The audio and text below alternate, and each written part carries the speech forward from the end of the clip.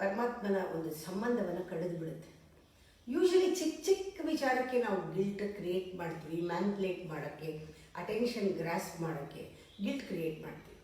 ನಂಗೆ ಇವ್ರು ಟೈಮ್ ಕೊಡಲ್ಲ, ಉದಾಹರಣೆ ನಮ್ಗೆ ಟೈಮ್ ಕೊಡಲ್ಲ ಇವರು. ಗಂಡ ಹೆಂಡತಿ ಮೇಲೆ ಹೇಳೋದು, ಹೆಂಡತಿ ಗಂಡ ನಂಗೆ ಟೈಮೇ ಕೊಡಲ್ಲ, ನಂಗೆ ಟೈಮೇ ಕೊಡಲ್ಲ.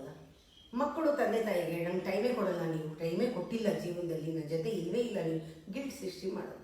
ಅಥವಾ ತಂದೆ ತಾಯಿ ಮಕ್ಕಳಿಗೆ ನೀವು ಗಿಲ್ಟ್, ನಂಗೆ ಟೈಮೇ ಕೊಟ್ಟಿಲ್ಲ, ಯಾವಾಗಲೂ ಹೆಂಡತಿ ಜೊತೆನೇ ಇರ್ತೀಯ, ನಂಗೆ ಟೈಮ್ ಕೊಡಲ್ಲ ಅಂತ ತಂದೆ ತಾಯಿ ಎಕ್ಸ್ಪೆಕ್ಟ್ ಮಾಡೋದು.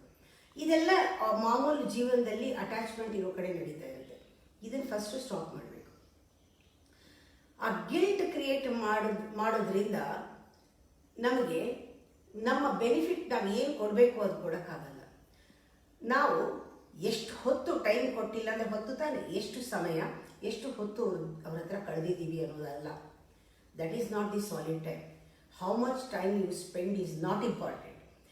ನೀನು ಸ್ವಲ್ಪ ಹೊತ್ತಾದರೂ ಎಷ್ಟು ಹೊತ್ತು ಇರ್ತೀಯ ಅವ್ರ ಜೊತೆಗೆ, ಯಾವಾಗ ಇರ್ತೀಯ ಅವ್ರ ಜೊತೆಗೆ, ನಿನ್ನ ಮನಸ್ಸು ಹೇಗಿತ್ತು, ಮನಸ್ಥಿತಿ ಹೇಗಿತ್ತು, 5 ನಿಮಿಷ ಇರ್ಬೋದು, ಅರ್ಧ ದಿವಸ ಇರ್ಬೋದು, ಹೇಗಿತ್ತು ನಿನ್ನ ಮನಸ್ಸು, ಅದು ಸಾಲಿಡ್ ಟೈಮ್.